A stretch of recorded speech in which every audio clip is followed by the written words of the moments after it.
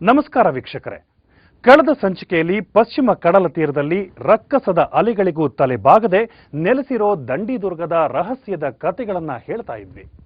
ಈ ದುರ್ಗದಲ್ಲಿ ನಾವು ಎಂದೂ ಕಂಡರಿಯದ ಕೇಳರಿಯದ ವಿಜ್ಞಾನ ಲೋಕಕ್ಕೂ ಸವಾಲು ಒಡ್ಡುವ ರಹಸ್ಯ ಕಥೆಗಳಿವೆ. ಇವು ಇವತ್ತಿಗೂ ಕೂಡ ದೇವಾಲಯಕ್ಕೆ ಭೇಟಿ ನೀಡುವ ಭಕ್ತ ವೃಂದವನ್ನ ನಿಬ್ಬೆರಗಾಗಿಸಿವೆ. ಈ ದೇವಿಯ ಪವಾಡಗಳ ಬಗ್ಗೆ ಉದಾಸೀನ ತೋರಿದವರು ದಂಡಿನ ದುರ್ಗಾದೇವಿಗೆ ಪೆಟ್ಟು ನೀಡ್ತಾಳೆ. ಈ ರಹಸ್ಯಗಳನ್ನ ಬಿಚ್ಚಿಟ್ಟಿದೆ ನಮ್ಮ ನಿಗೂಢ ಜಗತ್ತು ತಂಡ. ಇದೆಲ್ಲದರ ವಿಸ್ಮಯ ಮಾಹಿತಿ ಹೂರಣ ಇಲ್ಲಿದೆ.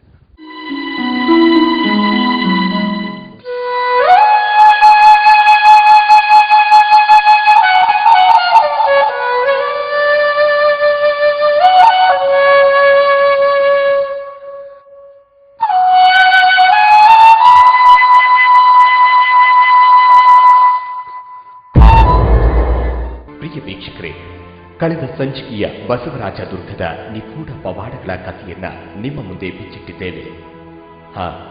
ಈ ಸಂಚಿಕೆಯಲ್ಲಿ ಅದರ ಮುಂದುವರಿದ ಭಾಗವನ್ನ ಹೇಳ್ತಾ ಹಾಗೆ ಪಕ್ಕದಲ್ಲಿರುವ ಮಾನವಾತೀತ ರಹಸ್ಯಗಳ ಬಗ್ಗೆ ನಿಮಗೆ ಹೇಳ್ತೀವಿ. ಆಗ ಈಗ ಕೂಡ ನಾವು ಬಸವರಾಜ ದುರ್ಗಕ್ಕೂ ಭೇಟಿ ಕೊಟ್ಟರೆ ಅಲ್ಲಿ ಯಾವ ರೀತಿ ಇದ್ದಿರಬಹುದು ಆಗಿನ ವೈಭವ ಅನ್ನೋದು ನಾವು ನೋಡ್ತೇವೆ. ಅಲ್ಲಿರುವಂಥ ಕೋಟೆ ಆಗಲಿ, ಅಲ್ಲಿರುವಂಥ ಆದಿಶಕ್ತಿಯ ಪೂಜೆ ಮಾಡುವಂಥ ಸ್ಥಳಗಳಿರಲಿ, ಈಗೆಲ್ಲ ಕಾಡು ಹಿಂಡು ಬೆಳೆದಿರ್ಬೋದಲ್ಲಿ. ಆದರೆ ಅದನ್ನು ನಮಗೆ ನೋಡಿದರೆ ನಿಜವಾಗಿ ವೈಭವಯುತವಾದಂಥ ಒಂದು ಪ್ರದೇಶವಾಗಿತ್ತು ಅಂತ ಹೇಳೋದು ನಿರಾತಂಕವಾಗಿ ನಾವು ಹೇಳ್ಬೋದು. ಹೌದು, ಕಳೆದ ಸಂಚಿಕೆಯಲ್ಲಿ ದಂಡಿನ ದುರ್ಗಾದೇವಿಯ ಪವಾಡಗಳ ಕಥೆಯನ್ನು ಹೇಳ್ತೀವಲ್ಲ, ಈ ದೇವಿಯ ಪವಾಡಗಳು ಇವತ್ತು ಕೂಡ ಭಕ್ತರನ್ನ ಬೆರಗುಗೊಳಿಸುತ್ತಿವೆ. ಈ ದೇವಿ ತನ್ನ ಪಾತ್ರೆಯ ಮೈ ಮೇಲೆ ಬರುವುದು ವರ್ಷಕ್ಕೆ ಒಂದೇ ಬಾರಿ, ಅದು ವಿಜಯದಶಮಿಯ ಸಮಯದಲ್ಲಿ ಮಾತ್ರ. ಹಾಗೆ ಮೈ ಮೇಲೆ ಬರಬೇಕಾದ್ರೂ ಒಂದು ವಿಶೇಷ ಇದೆ. ಅದೇನು ಅಂತೀರಾ? ಈ ದಂಡಿನ ದುರ್ಗಾದೇವಿ ಕಂಡವರ ಮೇಲೆ ಬರುವುದು ಅಂತ ತಿಳಿದುಕೊಂಡಿದ್ದೀರಾ? ಸಾಧ್ಯವೇ ಇಲ್ಲ. ಸತ್ತು ಹೋದ ವೆಂಕಟೇಶನ ಹೆಣ್ಣು ಮಕ್ಕಳ ಮೈ ಮೇಲೆ ಮಾತ್ರ ದುರ್ಗಾದೇವಿಯ ಆವಾಹನೆ ಆಗೋದು. ಆಕೆ ಮದುವೆಯಾಗಿ ಗಂಡನ ಮನೆಯಲ್ಲಿದ್ರು ವಿಜಯದಶಮಿಯ ದಿನ ಆ ಪಾದ್ರಿ ಇಲ್ಲಿಗೆ ಬರಲೇಬೇಕು. ಅಂಬಾ ಶಾಂಭವಿ ಚಂದ್ರಮೌಳಿರಬಲಾ ಪರ್ಣಾ ಉಮಾ ಪಾರ್ವತಿ. ಅಂಬಾ ಶಾಂಭವಿ ಚಂದ್ರಮೌಳಿರಬಲಾ ಪರ್ಣಾ ಉಮಾ ಪಾರ್ವತಿ. ಕಾಳಿ ಹೈಮವತಿ ಶಿವಾ ತ್ರಿನಯನಿ ಕಾತ್ಯಾಯನಿ ಭೈರವಿ. ಒಂದು ದಿನ ಒಂದು GSP ತಾಯಿ ಮತ್ತು GSP ಸಮಾಜದ್ದು ಒಂದು ತಾಯಿ ಮತ್ತು BSc ಕಲಿತಿರುವಂಥ ಮಗಳು ಇಬ್ಬರು ಬಂದಿದ್ರು. ನಾನು ಇಲ್ಲಿ ಕೂತ ಮೇಲೆ ಒಂದು 7-8 ವರ್ಷಗಳ ನಡುವೆ ಹೇಳ್ತೀನಿ ನಿಮಗೆ. ಅಲ್ಲಿ ಕೂತಿದ್ದೆ. ಅವರು ಸಹಜವಾಗಿ ಎಲ್ಲ ಹೆಣ್ಮಕ್ಳು ಕೆಲವರು ಹೆಂಗಸರು ಬಂದಿದ್ರು, ಅವರಿಗೆಲ್ಲ ಮೈಮೇಲೆ ಬರ್ತಾಯಿತ್ತು. ಅವಳು ಸೈಂಟಿಫಿಕ್ ಆ್ಯಟಿಟ್ಯೂಡ್ನವಳಿದ್ದರು. ಅವಳು ಹೇಳ್ತಾ ಇದ್ಲು, ಇದೆಲ್ಲ ಬೋಗಸ್, ಎಂಥ ಸುಮ್ಮನೆ ಇವರು ಮಿಸ್ ಮಾಡ್ತಾರೆ. ನೀವು ನಂಬ್ತಿರಲ್ವ, ಅವಳು ಆ ಶಬ್ದ ಹೇಳಿದ ಕೂಡಲೇ ಅವಳ ತಾಯಿ ಪಟ್ನ ಬಿದ್ದುಬಿಟ್ಲು ಕೆಳಗೆ. ಅವಳ ತಾಯಿ ಬಿದ್ದುಬಿಟ್ಟು ಇಷ್ಟೇ ಅಲ್ಲ, ಮತ್ತು ಎಲ್ಲ ಹೊರಲಾಡ್ಲಿಕ್ಕೆ ಹತ್ಬಿಟ್ರು. ಹೊರಲಾಡ್ಲಿಕ್ಕೆ ಹೊತ್ತು ಅವಳಿಗೆ ಒಂದು ಮೈಮೇಲೆ ಬಂದಂತೆ ಹಾಕೊಂಡು ಕಡೆಗೆ ತೀರ್ಥ ಕೊಟ್ಟು, ದೇವಿ ತೀರ್ಥ ಕೊಟ್ಟ ಮೇಲೆ ಶಾಂತಿ ಆಗಬೇಕು. ನಾನು ಸ್ವತಃ ನೋಡಿದಂಥದ್ದು. ದಂಡಿನ ದುರ್ಗಾದೇವಿ ಪಾತ್ರಿಗಳ ಮೈ ಮೇಲೆ ಬಂದರೆ ಕೆಲವರು ಅದನ್ನ ನಂಬ್ತಾ ಇರಲಿಲ್ಲ. ಹಾಗೆ ನಂಬದೇ ಇರೋರಿಗೆ ಏನಾಯಿತು ಗೊತ್ತಾ? ಒಂದು ಬಾರಿ ದುರ್ಗಾದೇವಿಯ ದೇವಸ್ಥಾನಕ್ಕೆ DYSP ಹೆಂಡತಿ ಮತ್ತು ಆಕೆಯ ಮಗಳು ಬರ್ತಾರೆ. ಅದೇ ವೇಳೆಗೆ ದುರ್ಗಾದೇವಿಯ ಪಾತ್ರೆಯ ಮೇಲೆ ಆವಾಹನೆ ಆಗ್ತಾಳೆ. ಅದ್ಯಾಕೋ ಗೊತ್ತಿಲ್ಲ, ಆ ಹೆಂಗಸರು ದೇವರನ್ನ ನಂಬೋದೇ ಇಲ್ಲ. ಆದರೆ ಸ್ಥಳದಲ್ಲಿಯೇ ಅವರಿಗೆ ದೇವಿಯ ಮಹಿಮೆ ಗೊತ್ತಾಗುವಂತ ಪವಾಡಗಳು ನಡೆದೇ ಹೋಗುತ್ತೆ. ದೇವರನ್ನ ನಂಬದ ಆ DYSP ಹೆಂಡತಿ ಅಲ್ಲೇ ದೇವಸ್ಥಾನದಲ್ಲೇ ಪ್ರಜ್ಞೆ ತಪ್ಪಿ ಬಿದ್ದು ಹೋಗ್ತಾಳೆ. ದೇವತೀರ್ಥ ಹಾಕಿದ ನಂತರವೇ ಆ ಹೆಂಗಸಿಗೆ ಪ್ರಜ್ಞೆ ಬಂದದ್ದು. ಅಂಬಾ ಮೋಹಿನಿ ದೇವತಾ ತ್ರಿಭುವನಿ ಆನಂದ ಸಂಧಾಯಿನಿ. ಪಾಣಿ ಪಲ್ಲವ ಪಾಣಿ ವೇಣು ಮುರಳಿ ಗಾನ ಪ್ರಿಯ ಲೋಲಿನಿ. ಹಾಗಾಗಿ ನಮ್ಮಲ್ಲಿ ಒಂದು ಸಲ ನನಗನ್ನಿಸ್ತದೆ, ನಾನು ವಿಜ್ಞಾನ ಪದವೀಧರ, ಆದರೆ ನನಗೆ ಅನಿಸ್ತದೆ ಇದೆಲ್ಲ ನಮ್ಮ ವೈಜ್ಞಾನಿಕ ಕಾರಣ ಏನು ಹೇಳಲಿಕ್ಕೆ ಬರೋದಿಲ್ಲ ಸರ್. ಯಾವ ವಿಜ್ಞಾನ ಇದಕ್ಕೆ ತಾಗೋದಿಲ್ಲ. ಅಂಥ ಒಂದು ಘಟನೆಗಳು ಕೂಡ ನಡೆದೋಗ್ಬಿಡ್ತವೆ. ಹೌದು, ಗೊತ್ತಾಯ್ತಲ್ಲ ಈ ದಂಡಿನ ದುರ್ಗಾದೇವಿಯ ಮಹಾತ್ಮೆ. ಆ ಕ್ಷೇತ್ರದಲ್ಲಿ ನಡೆಯುವ ಪವಾಡಗಳು ಆ ದೇವಿಯ ಭಕ್ತರಲ್ಲಿ ನಂಬಿಕೆಯನ್ನು ಹುಟ್ಟಿಸಿದ್ರೆ ವಿಜ್ಞಾನಿಗಳಿಗೆ ವಿಸ್ಮಯವನ್ನ ಉಂಟು ಮಾಡ್ತಾ ಇವೆ. ಇಂದಿನ ವೈಜ್ಞಾನಿಕ ಯುಗದಲ್ಲೂ ದೇವರನ್ನೇ ನಂಬದೇ ಇರೋ ನಾಸ್ತಿಕರು ಕೂಡ ಬಸವರಾಜ ದುರ್ಗದಲ್ಲಿ ದುರ್ಗಾದೇವಿಯ ಪವಾಡ ನೋಡಿ ಆಸ್ತಿಕರಾಗ್ತಾರೆ. ಆದರೆ ಈ ದೇವಿಗೆ ಮತ ಧರ್ಮಗಳ ಭೇದ ಇಲ್ಲ. ಇಲ್ಲಿಗೆ ಹಿಂದೂಗಳು ಬರೋ ಹಾಗೆ ಮುಸ್ಲಿಮರು ಬರ್ತಾರೆ, ಕ್ರೈಸ್ತರು ಬರ್ತಾರೆ.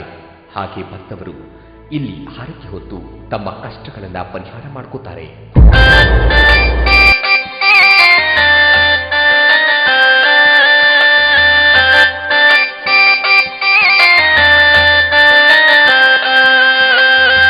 ಈ ಮಾರುತಿ ದೇವಸ್ಥಾನ ಉಂಟು ನೋಡಿ ಕಾಸರಗೋಡಿನಲ್ಲಿ. ಅಲ್ಲೂ ಒಂದು ಮನೆಯಲ್ಲಿ ಒಬ್ಬರು ಬಂಗಾರ, ಅಣ್ಣ ತಮ್ಮ ಎಲ್ಲ ಒಂದೇ ಮನೆಯಲ್ಲಿ ಇರ್ತಿದ್ರು. ಅವಿಭಕ್ತ ಕುಟುಂಬ. ಅಣ್ಣನ ಹೆಂಡತಿ ಬಂಗಾರವನ್ನು ತಮ್ಮನ ಹೆಂಡತಿ ಕದ್ದಿದ್ದಾಳೆ. ಇವರು ಬೇರೆಯವರಿಗೆಲ್ಲ ಇಲ್ಲಿ ಬಂದು ಪ್ರಸಾದ ಹಚ್ಚಿದ್ರು, ಎಲ್ಲ ಹೇಳಿದ್ರು, ಇಲ್ಲ ನಿಮ್ಮ ಮನೇಲಿ ಅದು ಹೇಳಿ ಬರ್ತದೆ, ಪ್ರಸಾದ ಹಚ್ತಾರೆ, ಮನೇಲಿ ಇದು ಹೇಳಿ ಬರ್ತದೆ. ಆತ ಬಂದ್ಕೊಂಡು, ಅಣ್ಣನ ಹೆಂಡತಿ ಬಂದ್ಕೊಂಡು, ತಮ್ಮ ಹೀಗೆ ಬಂಗಾರ ಕಳುವಾಗ ಹೋಗಿದೆ, ಅದು ಎಲ್ಲಿದೆ ಹೇಳಿ ತೋರಿಸ್ಕೊಡ್ಬೇಕು. ಆಗಲೂ ಕೂಡ ನೋಡಿ ಕೊಂಬು ಹೊಡೆದಿದ್ದು ಅವ್ರ ಮನೆಗೆ ಹೊಡಿತದೆ. ಆ ಮನೆಯಲ್ಲೇ ಇದೆ ಬಂಗಾರ, ಅಲ್ಲೇ ಹೋಗ್ಕೊಂಡು ಎಷ್ಟೇ ಸುತ್ತು ಹಾಕ್ಕೊಂಡು ಬಂದು, ಇಲ್ಲ ಇಲ್ಲಿಲ್ಲ ಆಗಿಲ್ಲ ಮರೆದು ಮತ್ತೆ ಅದೇ ಹೆಂಗಸು ಬಂದ್ಕೊಂಡು ಆ ಬಂಗಾರ ಅವಳಿಗೆ ದೇವಿ ಸಮಕ್ಷಮವಾಗಿ ಪರತ್ ಕೊಟ್ಟದು. ಇಂಥೋಡಿ ಇವೆಲ್ಲ ಘಟನೆಗಳು ನಡೀತಾವಲ್ಲ, ಇದಕ್ಕೆ ಯಾವ ವೈಜ್ಞಾನಿಕ ಕಾರಣವೂ ನಮಗೆ ಗೊತ್ತಾಗೋದಿಲ್ಲ. ಈಗ ನಾವು ಅಶಿಕ್ಷಿತರಿದ್ದು ಬಿಟ್ಟರೆ ಅವರ ಏನೋ ಮೂಢನಂಬಿಕೆ ಅಂತ ಹೇಳ್ಬೋದು. ಆದರೆ ನಮ್ಗೆ ಯಾವುದೂ ಮೂಢನಂಬಿಕೆ ಅಂಥದ್ದು ಇಲ್ಲದೇ ಇದ್ರೂ ಕೂಡ ಇಂಥ ಒಂದು ವಿಚಿತ್ರ ಘಟನೆಗಳು ನಡೀತಾವಲ್ಲ. ಕೇಳಿದ್ರಲ್ಲ ಬಸವರಾಜ ದುರ್ಗದ ದಂಡಿನ ದುರ್ಗಾದೇವಿಯ ಪವಾಡಗಳನ್ನ. ಆದರೆ ಇದೇ ಅರಬ್ಬಿ ಕಡಲ ಮಧ್ಯೆ ಮತ್ತೊಂದು ವಿಸ್ಮಯ ಇದೆ. ಅದು ಈ ಕಡಲ ಸಂಪತ್ತನ್ನೇ ನಂಬಿ ಬದುಕ್ತಾ ಇರೋ ಮೀನುಗಾರರಿಗೆ ಅಷ್ಟೇ ಅಲ್ಲ, ಆ ಪ್ರದೇಶದ ಜನರ ಮೇಲೂ ಪ್ರಭಾವ ಬೀರಿದೆ. ಹೌದು, ಅದ್ಯಾವುದು ಅಂತೀರಾ? ಅದು ಇಲ್ಲಿ ದೂರದಲ್ಲಿ ನೀಲಾ ಸಾಗರದ ಮಧ್ಯೆ ಒಂದು ಗುಡ್ಡ ಕಾಣ್ತಾ ಇದೆಯಲ್ಲ, ಅದೇ ನೇತ್ರಾಣಿ ಗುಡ್ಡ.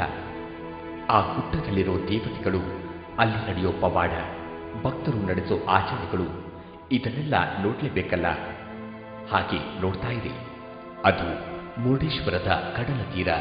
ಎದುರಿಗೆ ಕಣ್ಣೆಳೆದುವು ನೀರಿನಿಂದ ಜಲಧಾರಿಯ ಜಲರಾಶಿ. ಮುರುಡೇಶ್ವರ ಕಡಲ ತೀರದಿಂದ ಅರಬ್ಬಿ ಸಮುದ್ರದ ಮಧ್ಯದಲ್ಲಿ ಅದೆಷ್ಟು ಸಹಸ್ರ ವರ್ಷಗಳಿಂದ ಸಾಗರದ ದೈತ್ಯಾಕಾರದ ಅಲೆಗಳ ಹೊಡೆತಕ್ಕೆ ಅಚ್ಚಳಿಯದೆ, ಸುನಾಮಿಯ ರೌದ್ರ ರಾಕ್ಷಸ ಅಲೆಗಳ ನರ್ತನಕ್ಕೂ ಹೆದರದೆ ತಲೆಬಾಗದೆ ನಿಂತಿದೆ ಈ ನೇತ್ರಾಣಿ ಗುಡ್ಡ. ನಮ್ಮ ನಿಗೂಢ ಜಗತ್ತು ಸಂಚಿಕೆಯ ವೀಕ್ಷಕರಿಗೆ ಅಂತಾನೆ ಈ ಗುಡ್ಡದಲ್ಲಿರೋ ರಹಸ್ಯಗಳನ್ನ ಕಟ್ಟಿಕೊಡೋದಕ್ಕೆ ಹೊರಟಿದ್ದು ನಮ್ಮ ತಂಡ. ವೀಕ್ಷಕರೇ, ನೇತ್ರಾಣಿ ಗುಡ್ಡದ ರಹಸ್ಯಗಳು ಬಹಳಷ್ಟಿವೆ. ಈ ಪ್ರದೇಶದಲ್ಲಿ ನರಹತ್ಯೆಗೆ ಅವಕಾಶವಿಲ್ಲ. ವಿನೂತನ ರೀತಿಯಲ್ಲಿಯೇ ಕೋಳಿ ಕುರಿಗಳ ಹರಕೆಯನ್ನ ದೇವಿಗೆ ಅರ್ಪಿಸಲಾಗುತ್ತೆ. ಈ ಎಲ್ಲ ನಿಗೂಢ ಮಾಹಿತಿಗಳನ್ನ ನೋಡೋಣ ಒಂದು ಪುಟ್ಟ ಬ್ರೇಕ್ನ ನಂತರ. ನಿಮ್ಮ ಉದಯ ನ್ಯೂಸ್ ಚಾನೆಲ್ನಲ್ಲಿ ನಮ್ಮ ಸುದ್ದಿ ನಿಖರ, ನಮ್ಮ ನಿಲುವು ಜನಪರ, ವಸ್ತುನಿಷ್ಠ ವಿಶ್ವಾಸಾರ್ಹ ಸುದ್ದಿಗಾಗಿ ವೀಕ್ಷಿಸಿ ಉದಯ ನ್ಯೂಸ್ ಚಾನೆಲ್.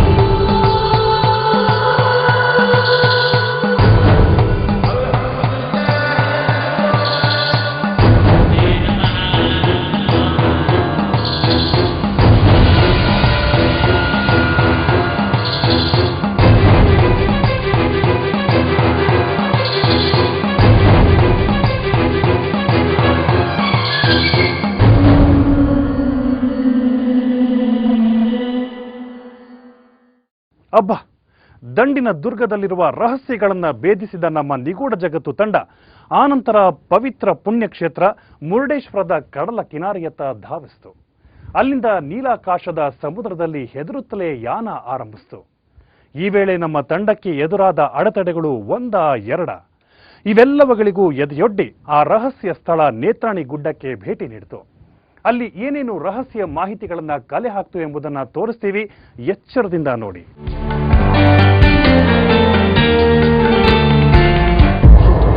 ಹೀಗೆ ಹೊರಟ ನಮ್ಮ ತಂಡಕ್ಕೆ ಎದುರಾದ ಅಡೆತಡೆಗಳು ಒಂದಾ ಎರಡ. ಸಾಗರ ಮಧ್ಯದಿಂದಲೇ ವಾಪಸ್ಸು ಹೋಗೋಣ ಎಂಬ ಮನಸ್ಸು ತಂಡದ ಒಂದಿಬ್ಬರಿಗೆ ಬಂದದ್ದು ಸತ್ಯ. ಆದರೆ ನಿಮಗೆ ಅಂತಲೇ ಇದನ್ನ ಕಟ್ಟಿಕೊಡುವುದಕ್ಕೆ, ಇದರ ಗರ್ಭದಲ್ಲಿರೋ ನಿಗೂಢ ರಹಸ್ಯಗಳನ್ನು ಹೆಕ್ಕಿ ತೆಗೆಯುವುದಕ್ಕೆ ನಮ್ಮ ತಂಡ ಅಷ್ಟರಲ್ಲಿ ಆಗಲೇ ಗಟ್ಟಿ ನಿರ್ಧಾರ ಮಾಡಿಯಬಿಟ್ಟಿತ್ತು.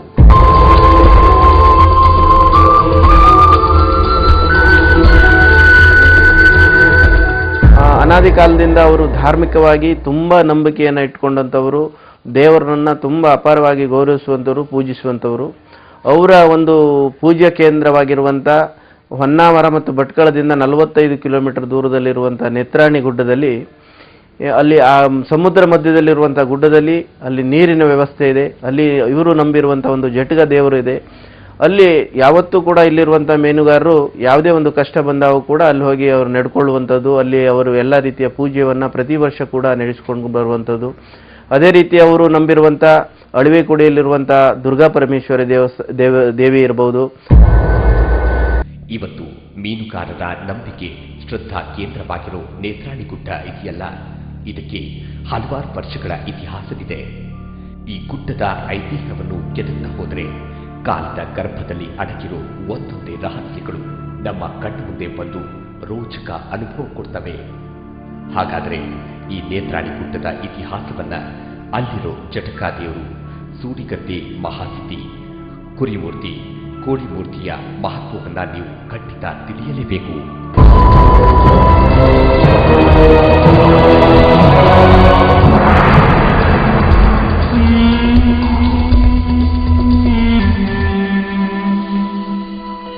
ಈ ಮೀನುಗಾರಿಕಾ ಜನರಿಗೆ ಅಲ್ಲಿರ್ತಕ್ಕಂಥ ಜಟಕ ಇರಬಹುದು, ಅಥವಾ ಕ್ರಿಶ್ಚಿಯನ್ ಸಿಲುಬೆ ಇರಬಹುದು, ಅಥವಾ ಇನ್ಯಾವುದೇ ದೇವರು ಕೂಡ ಇರಬಹುದು, ಅವರು ತಮ್ಮ ರಕ್ಷಕ, ಆ ದೇವರು ನಮ್ಮನ್ನ ರಕ್ಷಿಸ್ತಾರೆ ಎನ್ನುವಂತ ನಂಬಿಕೆ ಬಹಳ ಹಿಂದಿನಿಂದ ಇದ್ದು, ಪ್ರತಿ ಮೀನುಗಾರರು ಕೂಡ ಕಡಲಿಗೆ ಹೋದಾಗ ಅವರ ಬರುವಿಕೆಗಾಗಿ ಅವರ ಹೆಂಡತಿ ಇರ್ಬೋದು, ಅವರ ತಾಯಿ ಇರ್ಬೋದು, ಅಥವಾ ಅವ್ರ ಮಕ್ಕಳು ಕಾಯ್ತಾ ಇರ್ತಾರೆ. ಅಂತ ಸಂದರ್ಭದಲ್ಲಿ ರಕ್ಷಕರಾಗಿ ಇರ್ತಕ್ಕಂಥ ಈ ನೇತ್ರಾಣಿ ಗುಡ್ಡೆ ಬಹಳ ಹಿಂದಿನಿಂದಲೂ ಕೂಡ ತನ್ನ ಶಕ್ತಿಯನ್ನ ತೋರಿಸ್ತಾ ಇದೆ. ಈ ನೇತ್ರಾಣಿ ಗುಡ್ಡಕ್ಕೆ ಅಲ್ಲಿರೋ ಜಟಕ ದೇವರು, ಸೂಡಿಗದ್ದೆ ಮಹಾಸತಿ, ಮುಸ್ಲಿಮರ ದರ್ಗಾ, ಕ್ರೈಸ್ತರ ಶಿಲುಬೆ, ಇದೆಲ್ಲದರಿಂದ ಮಾತ್ರ ಮಹತ್ವ ಬಂದಿದೆ ಅಂದ್ಕೊಂಡಿದ್ರೆ ನಿಮ್ಮ ನಂಬಿಕೆ ಸುಳ್ಳಾಗುತ್ತೆ. ಈ ದ್ವೀಪದ ಇತಿಹಾಸ ನಿಮ್ಮನ್ನ ರಾಮಾಯಣ ಮಹಾಭಾರತ ಮಾತ್ರ ಅಲ್ಲ, ನಮ್ಮನ್ನು ಆಳಿದ ಬ್ರಿಟಿಷರ ಜೊತೆಗೂ ತಳುಕು ಹಾಕಿಕೊಂಡಿದೆ. ಹಾಗಾದ್ರೆ ನೀವು ಅವುಗಳನ್ನ ನೋಡಲೇಬೇಕು ಅಲ್ವಾ? ಅದರ ಇತಿಹಾಸ ಏನು ಅಂತ ತಿಳಿಯಲೇಬೇಕಲ್ವಾ? ಹಾಗಿದ್ರೆ ಈ ನೇತ್ರಾಣಿ ಗುಡ್ಡದ ಉಗಮ ಯಾವುದು ಅನ್ನುವ ಪ್ರಶ್ನೆ ನಮ್ಮನ್ನು ಕಾಡುತ್ತೆ. ವಿವಿಧ ಕಾಲ್ಪನಿಕ ಕಥೆಗಳನ್ನು ತೆಗೆದುಕೊಳ್ಬಹುದು, ಅಥವಾ ನಮ್ಮ ಪುರಾಣದ ಘಟನೆಗಳನ್ನು ತೆಗೆದುಕೊಳ್ಬಹುದು. ಪುರಾಣದ ಪ್ರಕಾರ ರಾಮಾಯಣದಲ್ಲಿ ಲಕ್ಷ್ಮಣನಿಗೋಸ್ಕರ ಹನುಮಂತ ಸಂಜೀವಿನಿ ಪರ್ವತವನ್ನು ತೆಗೆದುಕೊಂಡು ಬರ್ತಾ ಇರುವಂಥ ಸಂದರ್ಭದಲ್ಲಿ ಆವಾಗ ಬಿದ್ದಿರತಕ್ಕಂಥ ಒಂದು ಭಾಗವೇ ಈ ನೇತ್ರಾಣಿ ಗುಡ್ಡ ಎನ್ನುವ ಕಲ್ಪನೆ ಇದೆ. ಹಾ, ಕೇಳಿದ್ರಲ್ಲ, ಈ ದ್ವೀಪಕ್ಕೆ ಪೌರಾಣಿಕ ಮಹತ್ವ ಇದೆ. ಅದು ರಾಮ ರಾವಣರ ಯುದ್ಧದ ಕಾಲ ಇಂದ್ರಜಿತ್ ಹೂಡಿದ ಬ್ರಹ್ಮಶಾಸ್ತ್ರದ ಪ್ರಭಾವಕ್ಕೆ ರಣರಂಗದಲ್ಲಿ ಲಕ್ಷ್ಮಣ ಮೂರ್ಛೆ ಹೋಗ್ತಾನೆ. ಆತ ಬದುಕಬೇಕಾದ್ರೆ ಸಂಜೀವಿನಿ ಸಸ್ಯ ತರಬೇಕು ಅಂತ ವಿಭೂಷಣ ಹೇಳ್ತಾನೆ. ಆಗ ಸಂಜೀವಿನಿ ಸಸ್ಯ ತರಲು ಹೊರಟ ಹನುಮಂತ ಪರ್ವತವನ್ನೇ ಹೊತ್ತು ತಂದಾಗ ಬಿದ್ದ ತುಣುಕೆ ಈ ನೇತ್ರಾಣಿ ಗುಡ್ಡ. ಇದಿಷ್ಟೇ ಅಲ್ಲ, ಈ ಗುಡ್ಡ ಮಹಾಭಾರತದ ಕಾಲದಲ್ಲಿ ಭೀಮನ ಆಟದ ತಾಣವಾಗಿತ್ತು. ಅದರ ಕುರಿತಾಗಿ ಈಗಲೂ ಈ ದ್ವೀಪದ ದಳದಲ್ಲಿ ಭೀಮನ ಗುಹೆ ಇದೆ.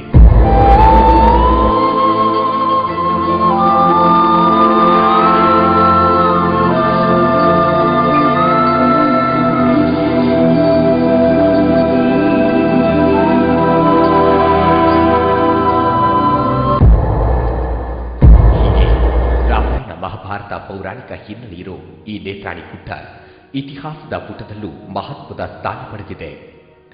ಬ್ರಿಟಿಷರ ಕಾಲದಲ್ಲಿ ಇದನ್ನ ಸ್ವಿಟ್ಜರ್ಲ್ಯಾಂಡ್ ಅಂತ ಕರೀತಾ ಇದ್ರು. ಆದರೆ ಈ ದ್ವೀಪ ಸೈನಿಕರ ತರಬೇತಿಯ ನೆಲೆಯಾಗಿತ್ತು. ಇವತ್ತೂ ಸಹ ನಮ್ಮ ದೇಶದ ಸೇನೆ ಇಲ್ಲಿ ಸಮರಾಭ್ಯಾಸ ನಡೆಸುತ್ತೆ. ಇದು ಈ ದ್ವೀಪದ ಪೌರಾಣಿಕ ಐತಿಹಾಸಿಕ ಹಿನ್ನೆಲೆಯಾದರೆ ಇಲ್ಲಿರೋ ದೇವತೆಗಳ ಮಹತ್ವ ಇದೆಯಲ್ಲ, ಅದು ನಮ್ಮ ಊಹೆಗೂ ಮೀರುವಂಥದ್ದು. ಅದನ್ನು ನೋಡಬೇಕು ತಾನೇ? ಹಾಗೆ ನೋಡ್ತಾ ಇರಿ.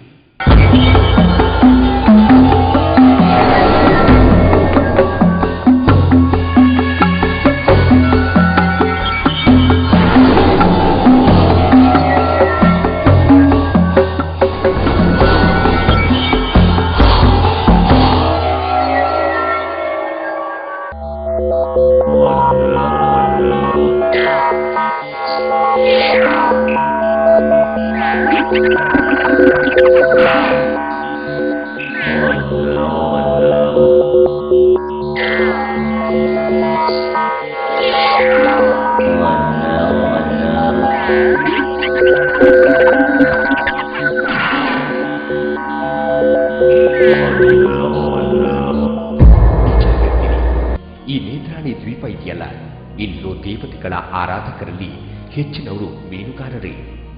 ಇದು ಮೀನುಗಾರರ ಪವಿತ್ರ ಶ್ರದ್ಧಾ ಕೇಂದ್ರ. ದಿನನಿತ್ಯ ಕರಾವಳಿಯ ಪ್ರದೇಶದ ಮೀನುಗಾರರು ಆಳ ಕಡಲಿನಲ್ಲಿ ಬೇಟೆಗೆ ಹೋಗ್ತಾರಲ್ಲ, ನಿಜವಾಗ್ಲೂ ಅದು ಸಾವಿನೊಂದಿಗಿನ ಸೆಣಸಾಟ. ಈ ಮೀನುಗಾರರು ಬಳಸೋ ಹರಿಗೋಲು ಸಮುದ್ರದಲ್ಲಿ ದುತ್ತನೆ ಏರುವ ಬಿರುಗಾಳಿಗೆ ಸಿಕ್ಕಿ ತರ ತೂರಿ ಹೋಗಬಹುದು. ಇಲ್ಲ ಮಳೆರಾಯನ ಹೊಡೆತಕ್ಕೆ ಆಳ ಸಮುದ್ರದ ನಡುವೆ ಜೀವಂತ ಸಮಾಧಿಯಾಗುವ ಸಂಭವನೆ ಹೆಚ್ಚು. ಇಂತಹ ನೈಸರ್ಗಿಕ ವಿಪತ್ತುಗಳಿಂದ ಅವರಿಗೆ ರಕ್ಷಣೆ ಬೇಕಾಗುತ್ತೆ. ಅದಕ್ಕೆ ಅವರು ನಂಬಿರೋದು ಈ ದೇವರನ್ನ.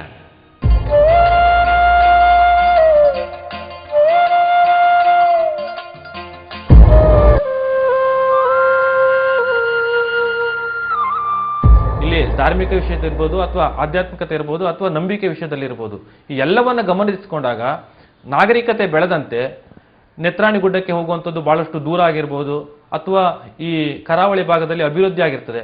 ಅಂಥ ಸಂದರ್ಭದಲ್ಲಿ ಅಲ್ಲಿಯ ಆ ದೇವತೆಗಳನ್ನ ನಮ್ಮ ಸೋಡಿಗೆದ್ದೆ ಮಹಾಸತಿ ಇರ್ಬೋದು ಅಥವಾ ಕಿರುಹೊಳೆಯ ದೇವತೆ ಇರ್ಬೋದು ಅಥವಾ ಅಳುವೆಕೋಡಿಯ ದೇವತೆಗಳಿರ್ಬೋದು, ಈ ಎಲ್ಲವನ್ನ ನಂತರ ಇಲ್ಲಿ ಪ್ರತಿಷ್ಠಾಪಿಸಿದಾಗ ನಾವು ಒಂದು ಅಂಶದಲ್ಲಿ ನಮಗೂ ಕೂಡ ಒಂದು ಯೋಚನೆ ಬರ್ತದೆ, ಇವುಗಳ ಮೂಲ ಆ ನಡುಗುಡ್ಡೆ ಇರಬಹುದೇ ಅಥವಾ ನೇತ್ರಾಣಿ ಗುಡ್ಡ ಇರಬಹುದು ಅನ್ನುವ ಒಂದು ಯೋಚನೆ ಕೂಡ ನಮಗೆ ಕಾಡಿದ್ರೆ ತಪ್ಪಾಗಲಿಕ್ಕಿಲ್ಲ. ಈ ನೇತ್ರಾಣಿ ಗುಡ್ಡ ಅಲ್ಲಿರೋ ದೇವತೆಗಳಿಗೆ ಉಗಮ ಸ್ಥಾನ ಅಂತ ನೀವು ತಿಳ್ಕೊಂಡಿದ್ರೆ ನಿಮ್ಮ ಊಹೆ ನಿಜವಾಗ್ಲೂ ಸುಳ್ಳು.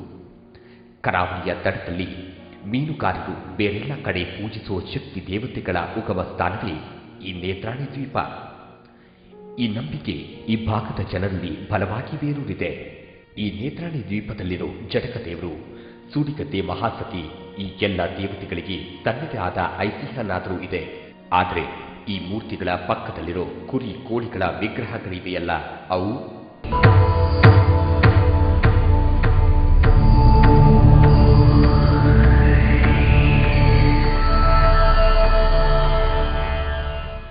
ನಿಜ.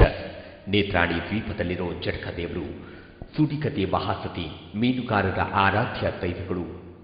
ಆಳ ಕಡಲಿನಲ್ಲಿ ಮೀನಿನ ಬೇಟೆಗೆ ಅಂತ ಹೊರಡೋ ಜನ ಅಲ್ಲಿ ತಮಗೆ ಯಾವುದೇ ವಿಪತ್ತು ಸಂಭವಿಸದೇ ಇರಲಿ ಅಂತ ಹರಕೆ ಹೊರ್ತಾರೆ.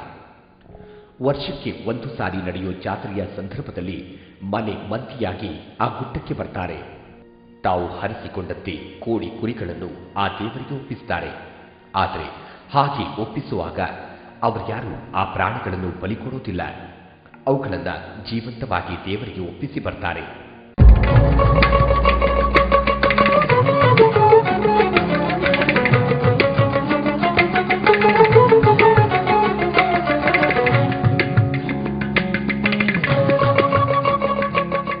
ಕೋಳಿ ಇಲ್ಲಿ ತಂದು ಇಲ್ಲಿ ಹಾರ್ಗೋಳಿ ಮಾಡಿ ನಾವೇನು ಹೇಳ್ತೀವಿ, ಹಾರ್ಗೋಳಿ ಮಾಡಿಬಿಡ್ತೀವಿ, ಹೇಳ್ತೀವಿ.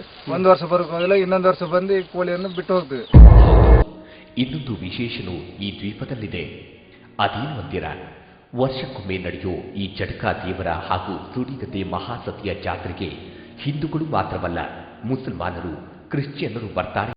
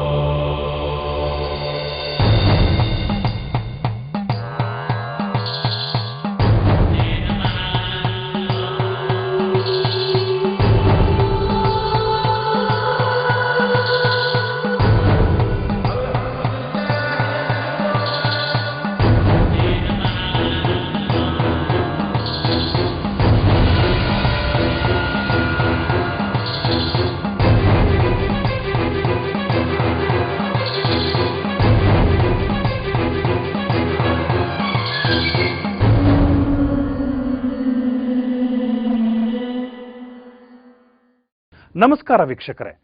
ಕಳೆದ ಸಂಚಿಕೆಯಲ್ಲಿ ಪಶ್ಚಿಮ ಕಡಲ ತೀರದಲ್ಲಿ ರಕ್ಕಸದ ಅಲೆಗಳಿಗೂ ತಲೆಬಾಗದೆ ನೆಲೆಸಿರೋ ದಂಡಿದುರ್ಗದ ರಹಸ್ಯದ ಕಥೆಗಳನ್ನ ಹೇಳ್ತಾ ಇದ್ವಿ. ಈ ದುರ್ಗದಲ್ಲಿ ನಾವು ಎಂದೂ ಕಂಡರಿಯದ ಕೇಳರಿಯದ ವಿಜ್ಞಾನ ಲೋಕಕ್ಕೂ ಸವಾಲು ಒಡ್ಡುವ ರಹಸ್ಯ ಕಥೆಗಳಿವೆ. ಇವು ಇವತ್ತಿಗೂ ಕೂಡ ದೇವಾಲಯಕ್ಕೆ ಭೇಟಿ ನೀಡುವ ಭಕ್ತ ವೃಂದವನ್ನ ನಿಬ್ಬೆರಗಾಗಿಸಿವೆ. ಈ ದೇವಿಯ ಪವಾಡಗಳ ಬಗ್ಗೆ ಉದಾಸೀನ ತೋರಿದವರು ದಂಡಿನ ದುರ್ಗಾದೇವಿಗೆ ಪೆಟ್ಟು ನೀಡ್ತಾಳೆ. ಈ ರಹಸ್ಯಗಳನ್ನ ಬಿಚ್ಚಿಟ್ಟಿದೆ ನಮ್ಮ ನಿಗೂಢ ಜಗತ್ತು ತಂಡ. ಇದೆಲ್ಲದರ ವಿಸ್ಮಯ ಮಾಹಿತಿ ಹೂರಣ ಇಲ್ಲಿದೆ.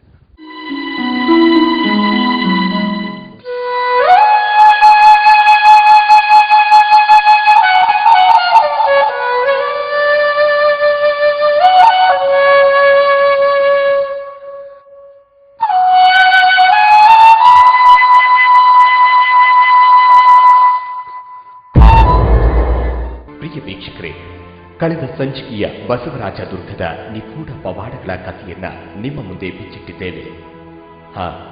ಈ ಸಂಚಿಕೆಯಲ್ಲಿ ಅದರ ಮುಂದುವರಿದ ಭಾಗವನ್ನ ಹೇಳ್ತಾ ಹಾಗೆ ಪಕ್ಕದಲ್ಲಿರುವ ಮಾನವಾತೀತ ರಹಸ್ಯಗಳ ಬಗ್ಗೆ ನಿಮಗೆ ಹೇಳ್ತೀವಿ. ಆಗ ಇದಕ್ಕೂ ಕೂಡ ನಾವು ಬಸವರಾಜ ದುರ್ಗಕ್ಕೂ ಭೇಟಿ ಕೊಟ್ಟರೆ ಅಲ್ಲಿ ಯಾವ ರೀತಿ ಇದ್ದಿರಬಹುದು ಆಗಿನ ವೈಭವ ಅನ್ನೋದು ನಾವು ನೋಡ್ತೇವೆ. ಅಲ್ಲಿರುವಂಥ ಕೋಟೆ ಆಗಲಿ, ಅಲ್ಲಿರುವಂಥ ಆದಿಶಕ್ತಿಯ ಪೂಜೆ ಮಾಡುವಂಥ ಸ್ಥಳಗಳಿರಲಿ, ಈಗೆಲ್ಲ ಕಾಡು ಹಿಂಡು ಬೆಳೆದಿರ್ಬೋದು ಅಲ್ಲಿ. ಆದರೆ ಅದನ್ನು ನಮಗೆ ನೋಡಿದರೆ ನಿಜವಾಗಿ ವೈಭವಯುತವಾದಂಥ ಒಂದು ಪ್ರದೇಶವಾಗಿತ್ತು ಅಂತ ಹೇಳೋದು ನಿರಾತಂಕವಾಗಿ ನಾವು ಹೇಳ್ಬೋದು. ಹೌದು, ಕಳೆದ ಸಂಚಿಕೆಯಲ್ಲಿ ದಂಡಿನ ದುರ್ಗಾದೇವಿಯ ಪವಾಡಗಳ ಕಥೆಯನ್ನು ಹೇಳಿದ್ದೀವಲ್ಲ. ಈ ದೇವಿಯ ಪವಾಡಗಳು ಇವತ್ತು ಕೂಡ ಭಕ್ತರನ್ನ ಬೆರಗುಗೊಳಿಸುತ್ತಿವೆ. ಈ ದೇವಿ ತನ್ನ ಪಾತ್ರೆಯ ಮೈ ಮೇಲೆ ಬರುವುದು ವರ್ಷಕ್ಕೆ ಒಂದೇ ಬಾರಿ, ಅದು ವಿಜಯದಶಮಿಯ ಸಮಯದಲ್ಲಿ ಮಾತ್ರ. ಹಾಗೆ ಮೈ ಮೇಲೆ ಬರಬೇಕಾದ್ರೂ ಒಂದು ವಿಶೇಷ ಇದೆ. ಅದೇನು ಅಂತೀರಾ? ಈ ದಂಡಿನ ದುರ್ಗಾದೇವಿ ಕಂಡವರ ಮೇಲೆ ಬರುವುದು ಅಂತ ತಿಳಿದುಕೊಂಡಿದ್ದೀರಾ? ಸಾಧ್ಯವೇ ಇಲ್ಲ. ಸತ್ತು ಹೋದ ವೆಂಕಟೇಶನ ಹೆಣ್ಣು ಮಗಳ ಮೈ ಮೇಲೆ ಮಾತ್ರ ದುರ್ಗಾದೇವಿಯ ಆವಾಹನೆ ಆಗೋದು. ಆಕೆ ಮದುವೆಯಾಗಿ ಗಂಡನ ಮನೆಯಲ್ಲಿದ್ರು ವಿಜಯದಶಮಿಯ ದಿನ ಆ ಪಾದ್ರಿ ಇಲ್ಲಿಗೆ ಬರಲೇಬೇಕು. ಅಂಬಾ ಶಾಂಭವಿ ಚಂದ್ರಮೌಳಿರಬಲಾ ಪರ್ಣಾ ಉಮಾ ಪಾರ್ವತಿ. ಅಂಬಾ ಶಾಂಭವಿ ಚಂದ್ರಮೌಳಿರಬಲಾ ಪರ್ಣಾ ಉಮಾ ಪಾರ್ವತಿ. ಕಾಳಿ ಹೈಮವತಿ ಶಿವಾ ತ್ರಿನಯನಿ ಕಾತ್ಯಾಯನಿ ಭೈರವಿ. ಒಂದು ದಿನ ಒಂದು GSP ತಾಯಿ ಮತ್ತು JSP ಸಮಾಜದ್ದು ಒಂದು ತಾಯಿ ಮತ್ತು BSc ಕಲಿತಿರುವಂಥ ಮಗಳು ಇಬ್ಬರು ಬಂದಿದ್ರು. ನಾನು ಇಲ್ಲಿ ಕೂತ ಮೇಲೆ ಒಂದು 7-8 ವರ್ಷಗಳ ನಡುವೆ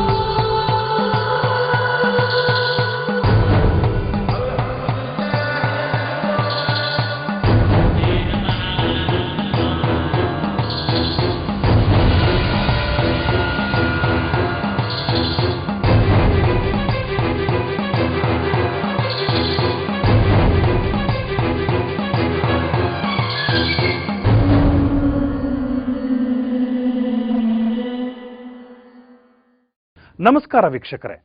ಕಳೆದ ಸಂಚಿಕೆಯಲ್ಲಿ ಪಶ್ಚಿಮ ಕಡಲ ತೀರದಲ್ಲಿ ರಕ್ಕಸದ ಅಲೆಗಳಿಗೂ ತಲೆಬಾಗದೆ ನೆಲೆಸಿರೋ ದಂಡಿದುರ್ಗದ ರಹಸ್ಯದ ಕಥೆಗಳನ್ನ ಹೇಳ್ತಾ ಇದ್ವಿ. ಈ ದುರ್ಗದಲ್ಲಿ ನಾವು ಎಂದೂ ಕಂಡರಿಯದ ಕೇಳರಿಯದ ವಿಜ್ಞಾನ ಲೋಕಕ್ಕೂ ಸವಾಲು ಒಡ್ಡುವ ರಹಸ್ಯ ಕಥೆಗಳಿವೆ. ಇವು ಇವತ್ತಿಗೂ ಕೂಡ ದೇವಾಲಯಕ್ಕೆ ಭೇಟಿ ನೀಡುವ ಭಕ್ತ ವೃಂದವನ್ನ ನಿಬ್ಬೆರಗಾಗಿಸಿವೆ. ಈ ದೇವಿಯ ಪವಾಡಗಳ ಬಗ್ಗೆ ಉದಾಸೀನ ತೋರಿದವರು ದಂಡಿನ ದುರ್ಗಾದೇವಿಗೆ ಪೆಟ್ಟು ನೀಡ್ತಾಳೆ. ಈ ರಹಸ್ಯಗಳನ್ನ ಬಿಚ್ಚಿಟ್ಟಿದೆ ನಮ್ಮ ನಿಗೂಢ ಜಗತ್ತು ತಂಡ. ಇದೆಲ್ಲದರ ವಿಸ್ಮಯ ಮಾಹಿತಿ ಹೂರಣ ಇಲ್ಲಿದೆ.